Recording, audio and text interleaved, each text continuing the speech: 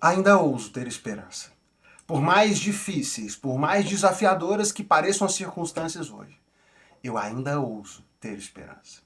Existem momentos, circunstâncias da vida em que as coisas parecem que estão dando tão errado e parecem tão incorrigíveis que o simples fato de manter a esperança, de pensar em manter a esperança, parece demandar de nós uma ousadia maior do que nós temos.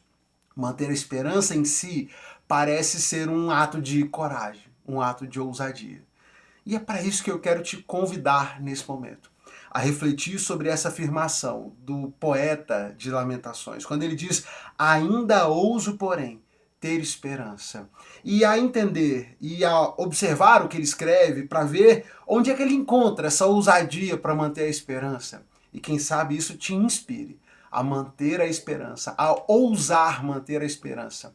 Também nos momentos difíceis, momentos esses que talvez você esteja enfrentando agora mesmo. Quero convidar você então a voltar os seus olhos para a nossa leitura de hoje, Lamentações capítulo 3, 4 e 5. E como nós começamos a ver ontem na nossa conversa, o livro de Lamentações é um grande poema de lamento. E basicamente a maior parte do texto vai expressar os motivos desse lamento. No capítulo 4 nós temos o poeta falando sobre a ira do Senhor e como a ira do Senhor foi satisfeita, mas como essa manifestação da ira do Senhor trouxe sofrimento sobre esse povo. Ele continua fazendo declarações muito vívidas e muito tristes desse momento difícil do povo por ocasião da destruição de Jerusalém, do exílio. O relato que ele faz, por exemplo, no verso 9 e no verso 10 é de partir o coração. Ele diz que os que morreram pela espada foram mais felizes que os que morreram de inanição. Famintos definham por falta de alimento nos campos. Mulheres de bom coração cozinharam os próprios filhos, elas os comeram para sobreviver ao cerco. Olha que relato duro de ler. Basicamente o que ele está dizendo é: os que morreram foram mais felizes. Era melhor ter morrido do que passar por isso que a gente tem passado hoje. Talvez você já tenha passado por pensamentos assim na sua cabeça. E se eu não tivesse acordado hoje? Talvez eu estaria melhor, porque eu estaria com Jesus. E às vezes a circunstância da vida é tão difícil que é esse o pensamento que passa pela nossa cabeça. Melhor seria estar morto agora, estar com Jesus, descansar no Senhor, do que estar passando por essas dificuldades. Mas apesar de toda essa luta que ele enfrenta, ele sabe que isso foi provocado pelo próprio povo. Ele diz que a ira do Senhor está satisfeita, sua ira ardente foi derramada. Em Sião ele acendeu um fogo que queimou a cidade até seus alicerces. Mas foi o que aconteceu por causa do pecado de seus profetas, da maldade dos seus sacerdotes, que profanaram a cidade ao derramar sangue inocente. Tudo isso que aconteceu, toda essa dor, todo esse sofrimento, não veio do nada, não é porque Deus simplesmente quis se alegrar destruindo o seu povo, mas foi por causa do pecado, da maldade, do distanciamento desse povo de Deus. Ele suplica ao Senhor no capítulo 5 pela restauração, ele continua insistindo que a alegria desapareceu dos nossos corações, as nossas danças se transformaram em pranto, a coroa caiu de nossa cabeça, que aflição por causa do nosso pecado, nosso coração desfalece, nossos olhos se embaçam de lágrimas, mas tu, Senhor, reinas eternamente, teu trono permanece de geração em geração. Restaura-nos, Senhor, faze-nos voltar para ti, devolve-nos a alegria que tínhamos antes. Um poema de lamento, um poema de clamor, um poema onde ele apresenta o seu desespero, a sua angústia ao Senhor, onde ele reconhece também a justiça de Deus e clama ao Senhor por restauração. Mas o destaque mesmo que eu quero fazer está no capítulo 3. Um dos trechos, onde nós vamos encontrar um dos trechos mais inspirativos da Bíblia. É exatamente isso. Um dos trechos mais inspirativos, que certamente você já leu bastante, você se inspira nessas palavras, mas talvez você não tenha se atentado ao fato de que ele está inserido num contexto de tanta dor, de tanto lamento, como o texto de Lamentações. O capítulo 3 começa também com palavras duras de tristeza. Eu sou aquele que viu as aflições trazidas pela vara da ira do Senhor. Ele fez minha pele e minha carne envelhecerem, quebrou meus ossos, sitiou-me, cercou-me de angústia e aflição, enterrou-me num lugar escuro, como os que há muito morreram. cercou-me de muros, não consigo escapar, prendeu-me com pesadas correntes, e ele vai descrevendo essa angústia, a dor, o sofrimento que o povo enfrenta. No verso 18 ele diz, grito, meu esplendor se foi, tudo que eu esperava do Senhor se perdeu. Como é amargo recordar meu sofrimento, o meu desamparo. Lembro-me desses dias terríveis enquanto lamento minha perda. E aí ele vai dizer, ainda ouso, porém, ter esperança quando me recordo disso.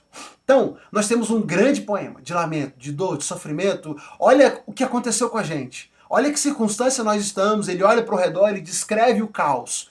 Ele reconhece o poder de Deus, a soberania de Deus, mas ele diz, apesar de tudo isso, eu ainda ouso, porém, ter esperança, quando eu me recordo de uma coisa.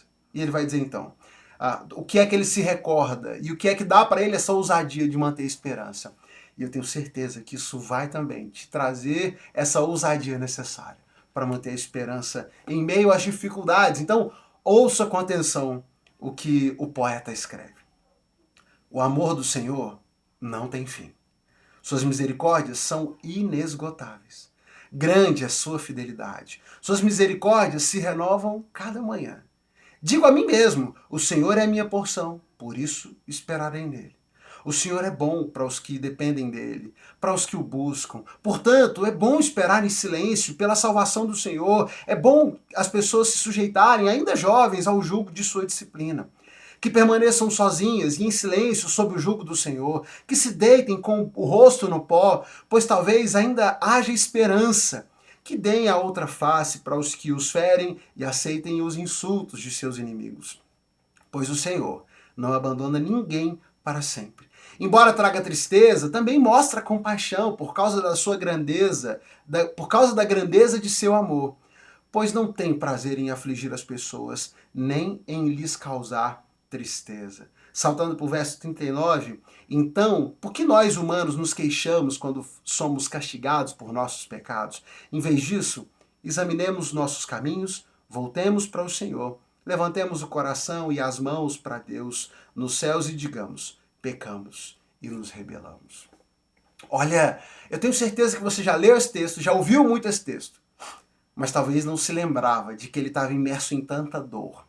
É nesse contexto onde ele lamenta, onde ele diz que era melhor ter morrido. Sofreram menos os que morreram na espada do que aqueles que morreram de inanição. É nesse contexto que ele diz, mas apesar de tudo isso, eu ainda ouso manter a esperança. Porque o amor do Senhor não tem fim.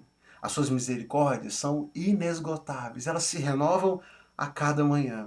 A fidelidade do Senhor é grande, é muito grande. A verdade é que o Senhor não tem prazer em afligir as pessoas, nem causar tristeza para elas. Nós é que temos que nos arrepender dos nossos maus caminhos e nos voltarmos para o Senhor. O poeta reconhece a bondade, o amor, a benignidade de Deus, reconhece que o Senhor não tem alegria em afligir ninguém, justamente no momento da sua maior aflição. E é essa meditação que eu quero trazer a você, que nós devemos trazer aos nossos corações quando passamos por dias assim, por dias difíceis. Precisamos nos lembrar, às vezes dizer para nós mesmos, como o poeta diz, né? Eu digo a mim mesmo, o Senhor é minha porção, por isso esperarei nele. O Senhor me basta, ele é tudo que eu preciso, então eu vou esperar nele. Eu vou ficar firme no Senhor. Porque sua misericórdia é infinita, se renova a cada manhã. Ele é bondoso. Ele não quer o nosso mal, não se alegra em causar tristeza. O que é que eu tenho para aprender nesse momento? O que é que eu posso receber e aprender do Senhor nessa circunstância? Ele é o bastante. Vou permanecer confiando, vou ousar ter esperança no Senhor. Talvez hoje você esteja passando por dias tão difíceis em que manter a esperança já pareça um ato de loucura, de ousadia maior do que você tenha para entregar agora. Mas que seja. Lembre-se de que as misericórdias do Senhor são infinitas, se renovam a cada manhã. A sua bondade é grandiosa e Ele não se alegra com o seu sofrimento. Tudo que Ele quer é cuidar de nós, cuidar do seu povo. Ele se alegra em suprir as necessidades daqueles que o amam. Mas talvez você esteja passando por esses momentos difíceis agora, para o seu aprendizado, para o seu arrependimento. Algo Deus esteja fazendo e queira fazer na sua vida, permitindo que essas circunstâncias venham sobre você. Se arrependa dos seus maus caminhos, se volte para o Senhor e confiemos nele. Encontremos no Senhor a ousadia para manter a esperança, porque certamente ele há de trazer restauração à vida daqueles que confiam nele, como ele fez com o seu povo. E eventualmente esse povo se viu restaurado, que nós também possamos encontrar nele, na bondade e na misericórdia dele, ousadia o bastante para continuar mantendo a nossa esperança e seguir em frente, apesar das dificuldades que nos cercam. Que Deus abençoe você, sua vida, sua família. Compartilhe essa meditação com alguém que possa ser abençoado por ela. Clica na setinha, manda para um amigo, manda para um familiar. Volta amanhã, nós seguimos lendo a palavra de Deus. Agora nós vamos partir para o livro do profeta Ezequiel. Então amanhã começamos a leitura de um novo livro, livro do profeta Ezequiel. E você já sabe, você faz sua leitura daí, o cronograma daqui a pouco eu coloco no Instagram. Você faz sua leitura daí e volta cada dia, porque nós temos um vídeo, uma reflexão te ajudando a aplicar essas verdades na sua vida. Deus te abençoe.